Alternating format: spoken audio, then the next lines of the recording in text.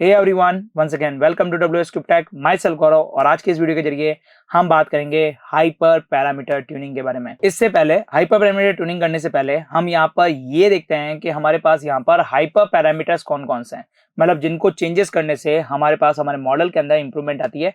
ये चीजें देखते हैं। यदि आपको भी Python, machine learning, data science and data analysis जैसी फील्ड में अपने आप को ग्रो करना है तो इसके लिए WS Tek के ऑनलाइन एंड ऑफलाइन बने बैच के अंदर ज्वाइन करके आप अपने स्किल को इंप्रूव कर सकते हैं। तो चलिए अब जरा इसे थोड़ा डिटेल के साथ देखते हैं। तो देखिए, ये हमारा ANN का मॉडल बना हुआ था, जैसे कि हमने स्टार्टिंग में बनाया था, और लास्ट वाली वीडियो के अंदर हमने अर्ली स्टॉपिंग के बारे में समझा था। इसके साथ साथ हमने L2 रेगुलाइजेशंस को भी यहाँ पर लगाया, यहाँ पर हमने L2 रेगुलाइजेशन को भी समझा था और इसे हमने ट्रेन किया था। और ट्रेन करने के बाद देखा था कि हमारा मॉडल ओवर फिटिंग हो रहा है, अंडर फिटिंग हो रहा है या बेस्ट फिटिंग हो रहा है, ये सारी चीजें देखी थी। लेकिन इस मॉडल के थ्रू हमने ये देखा था कि हमारे पास एक्यूरेसी के अंदर कोई भी इंप्रूवमेंट नहीं आ रहा, मतलब आपका स्टार्टिंग से लेकर एंडिंग तक हमारी जो एक्यूरेसी है वो एक जैसी लगातार रह रही है यहाँ पर। इसकी वजह से हमारे पास हमारा मॉडल है वो अच्छे तरीके से ट्रेन नहीं हो पा रहा है। तो अब हमें क्या करना पड़ेगा, यहाँ पर हाइपर पैरामीटर ट्यूनिंग करनी पड़ेगी। हाइपर पैरामीटर ट्यूनिंग मतलब इसके अंदर कुछ ANN के मॉडल के अंदर कुछ चीजों के अंदर चेंजेस करना पड़ेगा। अब वो चेंजेस करने के पैरामीटर्स क्या क्या है, जरा उसको समझते हैं। तो सबसे पहले हम क्या करते हैं, यहाँ पर हमारी जो रिक्वायर्ड लाइब्रेरी है उसे हम इंपोर्ट करते हैं और उसके बाद हम क्या करते हैं, यहाँ पर हमारी जो CSV फाइल उसे लोड करते हैं, फिर डेटा सेट को देखते हैं, फिर हमारे पास इनपुट आउटपुट को अलग अलग करते हैं एंड देन स्टैंडर्ड स्केलर करते हैं और यहाँ पर आ जाते हैं ट्रेन और टेस्ट स्प्लिटिंग के अंदर। ट्रेन टेस्ट स्प्लिटिंग के अंदर आने के बाद में अब हमारा जो टेंसरफ्लो मॉडल है, इस टेंसरफ्लो को यहाँ पर इंपोर्ट करते हैं और उसके बाद जो यहाँ पर लेयर्स हैं और जो हमारे रेगुलाइजेशंस हैं, अर्ली स्टॉपिंग एंड सिक्वेंशियल है, इनको भी हम क्या करते हैं, इंपोर्ट करते हैं और उसके बाद ANN का एक सिक्वेंशियल तैयार कर देते हैं। अब देखिए, इसके अंदर जो हाइपर पैरामीटर जो टर्म्स है यहाँ पर, इनके अंदर सबसे पहली जो टर्म्स आती है यहाँ पर number of hidden layer. Yes, आप यहाँ पर नंबर ऑफ हिडन लेयर्स को बढ़ा सकते हैं, घटा सकते हैं, अपनी इच्छा से आप रख सकते हैं। देखिए, आइडियली जो चीज देखी गई यहाँ पर कि जो आपकी हिडन लेयर की जो पैटर्न्स होते हैं वो आपको एक पिरामिड शेप के अंदर रखने चाहिए, मतलब सबसे पहले सबसे ज्यादा, उसके बाद उससे कम, फिर उससे कम, फिर उससे कम और फिर सिंगल पैरामीटर। राइट, इस तरह से एक हायरार्की बनाई के रखनी चाहिए, मतलब आपके पास एक पिरामिड शेप बनाए रखनी चाहिए जिससे हमारे मॉडल की एक्यूरेसी अच्छी आ सके। तो बेसिकली गाइज यहाँ पर क्या करना है कि हमें हमारे मॉडल के अंदर, जस्ट हमारा ये जो मॉडल है यहाँ पर, इसके अंदर हमें यहाँ पर कोशिश करनी है कि आपके पास यहाँ पर हायरार्की बने। राइट, कभी कभी इस हायरार्की के अंदर भी अच्छा रिजल्ट नहीं आता है, तो हमने यहाँ पर सिक्वेंशियल को लिया है। यहाँ पर सिक्वेंशियल के बाद में जो सबसे पहला हमारा हाइपर पैरामीटर है यहाँ पर, that is a number of hidden layer. देखिए, नंबर ऑफ हिडन लेयर जो है यहाँ पर वो आप कितनी भी रख सकते हैं यहाँ पर, लेकिन आपको ना तो ज्यादा हिडन लेयर एक्स्ट्रा रखनी है, ना ही आपको हिडन लेयर कम रखनी है। अब देखिए, हिडन लेयर को यदि आप बढ़ाते हैं तो उससे क्या फायदा होता है। देखिए, हिडन लेयर को यदि आप बढ़ाते हैं तो जो भी आपका स्ट्रक्चर है, आपका जो भी स्ट्रक्चर है, डेटा स्ट्रक्चर है यहाँ पर, या फिर आपका जो भी पैटर्न्स है, उसके अंदर हर एक एजेस को मतलब हर एक पॉइंट के ऊपर वो अच्छे से ट्रेंड होता है। तो यदि आप नंबर ऑफ हिडन लेयर को इंक्रीज करते हैं तो वो अच्छे से हर एक एजेस के ऊपर अच्छे से ट्रेंड होता है, मतलब हर एक डेटा पॉइंट के ऊपर वो अच्छे से ट्रेंड होता रहता है। राइट, अब यहाँ पे पॉइंट आता है कि बेसिकली यदि आपने नंबर ऑफ हिडन लेयर कम रखी तो बेसिकली आपके पास यहाँ पर वो बिल्कुल भी यहाँ पर अच्छे तरीके से ट्रेंड नहीं हो पाएगा। जैसे एग्जांपल के तौर पे मैं बात करूं कि मान लीजिए हमारे पास कोई फेसेस है, मान लीजिए मेरे पास ये कोई आपके पास फेस है यहाँ पर, जैसे कि ये मेरा फेस है। अब इस फेस को मुझे क्या करना है, यहाँ पर इसे लर्न करना, मतलब इस फेस को यहाँ पर मुझे यहाँ पे क्या करना है, इसको ट्रेन करना है। अब ट्रेन करने पर क्या हुआ कि गाइज यहाँ पर यदि आपने नंबर ऑफ हिडन लेयर कम रखी है तो वो क्या कर पाएगा कि ये जो आपके पास यहाँ पे जो एजेस है उन्हें अच्छे तरीके से ट्रेंड नहीं कर पाएगा, उनके अच्छे अच्छे से प्रिमिटिव फीचर्स नहीं ले पाएगा। तो basically number of hidden layer आपको क्या करनी चाहिए, यहाँ पर थोड़ी सी ज्यादा लेनी चाहिए। सेकंड चीज ये आता है कि इतनी भी ज्यादा नहीं लेनी चाहिए जाकि हमारे पास मॉडल जो है वो ओवरफिटेड हो जाए। यस, आपको यहाँ पर ओवरफिटिंग का सिनेरियो भी बचाना है यहाँ पर, उसके लिए नंबर ऑफ हिडन लेयर को आप एक्स्ट्रा ऑर्डिनरी ना ले। राइट, आपको एक लिमिटेड आपको रखनी है यहाँ पर हिडन लेयर को। राइट, एक लिमिटेड हिडन लेयर रखनी है और इतनी भी नहीं रखनी है कि आपके पास बहुत ही कम हो। तो चलिए यहाँ पर देखिए, हिडन लेयर अभी मेरे पास क्या है, यहाँ पर बेसिकली आपके पास 4 हिडन लेयर मैंने यहाँ पे रखी है, जिसमें तो एक आउटपुट लेयर हो गई यहाँ पर और 3 मेजर हमारे पास यहाँ पर क्या है, हिडन लेयर है। अच्छा, इसके ऊपर यदि मैं मॉडल की एक्यूरेसी को पता करूँ तो मॉडल की एक्यूरेसी कितनी आ रही है, तो यदि मॉडल की एक्यूरेसी देखें तो 78 और 79 हमारे पास आ रही है, और जो कि बहुत ही ज्यादा कम है यहाँ पर। राइट, बहुत ही ज्यादा कम है यहाँ पर बेसिकली। तो अब ये जो एक्यूरेसी हमारे पास बहुत कम है यहाँ पर, तो इसकी एक्यूरेसी को बढ़ाने के लिए मुझे क्या करना पड़ेगा, मेरी हिडन लेयर को बढ़ाना पड़ेगा। अब हिडन लेयर को कैसे बढ़ा सकते हैं, तो देखिए हमारे पास इनपुट लेयर कितने हैं, 8 है। 8 के बाद मैंने क्या रखा, 6 रखा। 6 के बाद में मैं क्या कर रहा हूँ गाइज, यहाँ पर एक और यहाँ पर हिडन लेयर को ऐड कर रहा हूँ। यस, एक और हिडन लेयर को ऐड कर रहा हूँ और वो हिडन लेयर किस नंबर पे आएगी गाइज, यहाँ पर 5 नंबर पे आएगी। 5 के बाद 4 आ गई। 4 के बाद में मैं एक और हिडन लेयर लगा रहा हूँ यहाँ पर। यस गाइज, और वो 4 के बाद अपने अगली जो हिडन लेयर आएगी वो पॉइंट आएगी 3 पे, फिर 3 2 1 करके मैंने हिडन लेयर इस तरह से ट्रेन की है। चलिए अब यहाँ पर क्या करते हैं, हमारा मॉडल ट्रेन करते हैं। इसके ऊपर हमारा मॉडल किस तरह से ट्रेन होगा, कितनी एक्यूरेसी आएगी उसको भी जरा चेक कर लेते हैं। ओके, तो देखिए हमारे पास अच्छी तरह से मॉडल ट्रेंड हो चुका है यहाँ पर। और अभी देखिए यहाँ पर मैं फिर से इसे रन करता हूँ, यहाँ पर फिर से इसे रन करता हूँ। फिलहाल देखिए हमारी जो एक्यूरेसी है वो कितनी थी, पहले 78 थी। मैं पहले वाली जो एक्यूरेसी है उसे नोट डाउन कर लेता हूँ यहाँ पर कहीं पे, ताकि आपको एक्यूरेसी के अंदर पता चल सके कि कितना फर्क हमें यहाँ पे आया। यदि हमारे पास हिडन लेयर जो बेसिक थी उसके ऊपर चेक करें तो हमारे पास जो एक्यूरेसी थी वो ये आई है। और अब जो यहाँ पे कॉन्सेप्ट चल रहा है उसके हिसाब से मैं एक्यूरेसी देखूं, ठीक है, तो आप देखिए एक्यूरेसी में अंदर फर्क आया, यहाँ पर 81 आ गया है और आपके पास क्या हो गया गाइस, यहाँ पर 79 आ गया है। तो एक्यूरेसी के अंदर काफी फर्क आया है यहाँ पर, और एक्यूरेसी आपके पास इंप्रूव हुई है।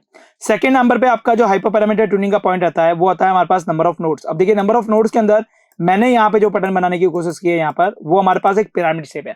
मतलब सबसे पहले यहाँ पर 8 इनपुट लेयर हो गई यहाँ पर, उसके बाद 6 आपके पास हो गई यहाँ पर, उसके बाद 5 हो गई है, उसके बाद 4 हो गई है, उसके बाद 3 हो गई है, इसके बाद 2 हो गई है, अंदर 1 हो गई है। तो मैंने यहाँ पे जो पैटर्न बनाने की कोशिश की है वो कैसी है, पिरामिड शेप की है। आप अपने हिसाब से यहाँ पर पैटर्न बना सकते हैं यहाँ पर, लेकिन आपको ज्यादातर ध्यान रखना है कि आपका जो पैटर्न हो वो आपके पास मॉडल की एक्यूरेसी को इंप्रूव करता हो। ऐसा ना हो कि आप कुछ भी रैंडमली पैटर्न बनाए। देखिए जनरली ये देखा गया है कि पिरामिड शेप का जो पैटर्न होता है वो आपको अच्छी एक्यूरेसी निकाल के देता है। तो जैसा कि मैंने यहाँ पर पिरामिड शेप का पैटर्न बनाया तो इससे देखिए हमारी अच्छी एक्यूरेसी आई है यहाँ पर। लेकिन मैं चाहूँ तो इस पिरामिड शेप के पैरामीटर को चेंज कर सकता हूँ और मैं चेक कर सकता हूँ कि मेरी एक्यूरेसी किस तरह से बढ़ रही है। जैसे देखिए यहाँ पर मैंने देखिए पहले में क्या किया, 2 5 ले लिए यहाँ पर, फिर मैंने क्या किया गाइस यहाँ पर 2 3 ले लिया। अब इसके ऊपर मैं एक बार अपना मॉडल ट्रेन करके देखूं कि इसके ऊपर हमारी एक्यूरेसी का मॉडल किस तरह से आ रहा है। देखिए आपके पास एक्यूरेसी जो है वो 79.81 पे अटक गई है यहाँ पर। ओके 79.8 है यहाँ पर एक्यूरेसी, अभी भी 79.8 है, ठीक है। और यहाँ पर आपके पास देखेंगे तो आपके पास 35 तक आपका जो मॉडल है वो ट्रेंड हुआ है यहाँ पर। चलिए अब रन करते हैं यहाँ पर, फिर से रन करते हैं यहाँ पर, एंड फिर से रन करते हैं और फिर से रन करते हैं एंड देन फिर से रन करते हैं। तो मॉडल के अंदर देखिए आपका जो ओवरफिटिंग है वो आपका कम हो गया है यहाँ पर। आपके पास देखिए पुरानी वाली जो आपके पास यहाँ पर है एक्यूरेसी वही वापस आपके पास आ चुकी है। तो मॉडल की एक्यूरेसी आप यहाँ पर बढ़ा सकते हैं कैसे, नंबर ऑफ हिडन लेयर को बढ़ा के, नंबर ऑफ नोड्स को चेंज करके। सेकंड चीज आता है यहाँ पे गाइस आपके पास यहाँ पे number of epoch, yes number of epoch को कम या ज्यादा करके भी आपके पास एक्यूरेसी इंप्रूव की जाती है। इवन दैट बैच की साइज को भी आप चेंजेस करके एक्यूरेसी इंप्रूव कर सकते हैं। अब बैच के साइजेस के अंदर क्या डिफरेंस है यहाँ पर जरा समझिए। देखिए यदि मैं यहाँ पे बात करूं कि मेरे डेटा सेट के अंदर टोटल पॉइंट कितने हैं, मतलब एक्सट्रेन के अंदर आपके पास टोटल नंबर ऑफ आपके पास नंबर्स कितने हैं, यहाँ पर नंबर ऑफ डेटा पॉइंट कितने हैं, तो यदि वो आपको देखना है तो वो आप देख सकते हैं एक्स डॉट शेप के हिसाब से। एक्स डॉट शेप के अंदर देखेंगे तो टोटल आपके पास कितने हैं, 8000 आपके पास क्या है डेटा पॉइंट है। अब 8000 डेटा पॉइंट है यहाँ पर, तो इस 8000 डेटा पॉइंट के अंदर आप किस तरह से ट्रेन कर सकते हैं। देखिए समझिए यहाँ पर आपके पास जब आपके बैच साइज रखते हैं तो बैच साइज आपके पास ग्रेडियंट डिसेंट की तरफ वर्क करती है। ये जो बैच साइज है यहाँ पर ये किसकी तरह वर्क करती है, ये ग्रेडियंट डिसेंट की तरह वर्क करती है। अब ग्रेडियंट डिसेंट आपके पास क्या होता है, 3 तरह का होता है, जिसके अंदर आपके पास फर्स्ट होता है बैच ग्रेडियंट डिसेंट, दूसरा होता है मिनी बैच ग्रेडियंट डिसेंट और तीसरा होता है चकोस्टिक ग्रेडियंट डिसेंट। अभी जो यहाँ पे ग्रेडियंट डिसेंट लग रहा है वो आपका लग रहा है बैच ग्रेडियंट डिसेंट। अब आप यहाँ पर इसे ग्रेडियंट डिसेंट को चेंज भी कर सकते हैं। कैसे, सबसे पहला तरीका आपके पास है यहाँ पर, सबसे पहले batch gradient descent. Batch gradient descent में क्या होगा कि जो भी आपका ट्रेनिंग डेटा सेट है, यस जो भी आपका ट्रेनिंग डेटा सेट है उसके हिसाब से आप इसे कंप्लीटली लगा दीजिए, मतलब 8000 है 8000 लगा दीजिए और फिर आप इसे रन कर दीजिए। तो गाइज ये आपका क्या हो गया, बैच ग्रेडियंट डिसेंट हो गया। और बैच ग्रेडियंट डिसेंट के हिसाब से आपकी जो एक्यूरेसी आई है वो 79.81 आई है। तो ये था आपका बैच ग्रेडियंट डिसेंट, जिसके अंदर हमने क्या किया गाइज, यहाँ पर आपके पास यहाँ पे जितने भी डेटा पॉइंट थे वो सारे के डेटा पॉइंट आपने बैच साइज में लगा दिए। It's called off batch gradient descent, right. यदि आप यहाँ पर 1 लगाते हैं तो ये आपका क्या बनेगा, चकोस्टिक ग्रेडियंट डिसेंट बनेगा। इसके अंदर आपके पास हर एक डेटा पॉइंट जो है वो आपके पास ट्रेंड होंगे और इसके अंदर आपका टाइम ज्यादा लगेगा, लेकिन आपका मॉडल बहुत ज्यादा एक्यूरेटली आपके पास क्या होगा, ट्रेंड होगा। और इसके अंदर जो आपको एक्यूरेसी मिलने वाली है वो काफी हद तक बहुत अच्छी मिलने वाली है एक्यूरेसी यहाँ पर, चाहे वो ट्रेनिंग की एक्यूरेसी हो चाहे वो टेस्टिंग की एक्यूरेसी हो, बहुत अच्छी मिलने वाली है। लेकिन बट आपके पास इसके अंदर जो टाइमिंग है यहाँ पर वो बहुत ज्यादा देखने को मिलेगा आपके पास यहाँ पर, किसके अंदर, आपके पास चकोस्टिक ग्रेडियंट डिसेंट के अंदर। अब बात करते हैं कि यदि हम मिनी बैच ग्रेडियंट डिसेंट लगाए तो क्या होगा यहाँ पर। तो देखिए मिनी बैच ग्रेडियंट डिसेंट जो है आपके पास यहाँ पर वो बैच ग्रेडियंट डिसेंट और चकोस्टिक ग्रेडियंट डिसेंट का मिक्सअप है, राइट। इसके अंदर जो टोटल नंबर ऑफ डेटा है यहाँ पर उसके अंदर आप कितने कितने के बैच बनाना चाहते हैं वो आप डिसाइड करते हैं यहाँ पर। जैसे कि मुझे यहाँ पर देखिए क्या है, यहाँ पर मेरे टोटल डेटा पॉइंट यहाँ पर 8000 है। मैं चाहता हूँ यहाँ पर कि एक बैच 100 का बने यहाँ पर, तो वो बेसिकली मैं बना सकता हूँ। कैसे यहाँ पर 100 डेटा पॉइंट का बनाएंगे, तो देखिए आपके पास यहाँ पे जाएंगे और यहाँ पे सिंपल सा 100 लिख दीजिए। तो देखिए आपके पास यहाँ पर क्या बन रहा है, यहाँ पर बेसिकली आपके पास 100 का एक बैच बन रहा है। तो टोटल कितने हो गए गाइस, यहाँ पर आपके 80 बैच हो गए। तो यहाँ पे देखिए आपके 80 बैच जो है यहाँ पर आपके ट्रेंड हो रहे हैं यहाँ पर इस तरह से। यदि आप यहाँ पर बैच को बढ़ाना चाहते हैं, मतलब मैं बैच की साइज जो है वहाँ पर 200 पॉइंट एक साथ रखना चाहता हूँ, तो देखिए जैसे आप यहाँ पर 200 यदि आप रखते हैं, राइट, तो आपके पास यहाँ पे बैच साइज चेंज होती है। तो जैसे ही आप अपने बैच साइज के अंदर 200, 300, 400 इस तरह से आप डेटा डालते हैं यहाँ पर, तो ये आपके बन जाता है यहाँ पर मिनी बैच इंडेंटेशन।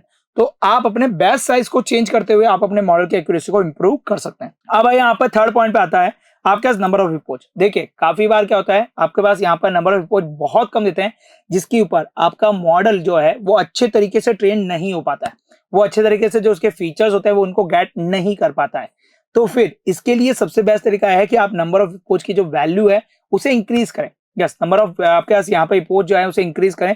जितने ज्यादा आप यहाँ पर नंबर ऑफ हिप्पोज करेंगे, यहाँ पर आपके पास मॉडल के ट्रेन होने की आपके पास चांसेस है उतनी ज्यादा होती रहेगी। लेकिन एक प्रॉब्लम यह है कि यदि आपने नंबर ऑफ हिप्पोज की वैल्यू बहुत ही ज्यादा कर दी तो उससे आपका मॉडल ओवर फिटेड हो जाता है। यस, उससे क्या होगा गाइस, यहाँ पर आपका मॉडल जो है यहाँ पर वो ओवर फिटेड होने के चांसेस ज्यादा रह जाती है यहाँ पर। तो उस वजह से आपके पास आपको डेटा के अंदर एरर देखने को मिलेगी, मतलब आपके जो आंसर्स है वो आपको रॉन्ग प्रेडिक्शन होने लग जाएंगे। अब इसके लिए जो सबसे सही तरीका है वो आपके पास क्या है, अर्ली स्टॉपिंग। अर्ली स्टॉपिंग का इस्तेमाल कर सकते हैं यहाँ पर। इससे क्या होगा कि जब भी आपका जो डेटा सेट है वो आपके पास ओवर फिटिंग की तरफ बढ़ रहा होगा तो ये आपके जो ओवर फिटिंग है उसे रोक देगा। लेकिन ऐसा भी ना करें कि आपके पास नंबर ऑफ हिप्पोज की वैल्यू कम ही कर दें। जैसे मैं नंबर ऑफ हिप्पोज जो है यहाँ पर एक ही रख दूं, यस क्या रखूं यहाँ पर, एक ही नंबर ऑफ हिप्पोज रख के रन करूं, तो ये that is not a good part. इससे आपके मॉडल की एक्यूरेसी अच्छी नहीं होने वाली है। तो गाइस यहाँ पर ये कुछ हाइपर पैरामीटर थे। उसके बाद में हमारे पास कुछ ऑप्टिमाइजर होते हैं। आप ऑप्टिमाइजर की वैल्यू को चेंज करके आपके यहाँ से पे काम ले सकते हैं।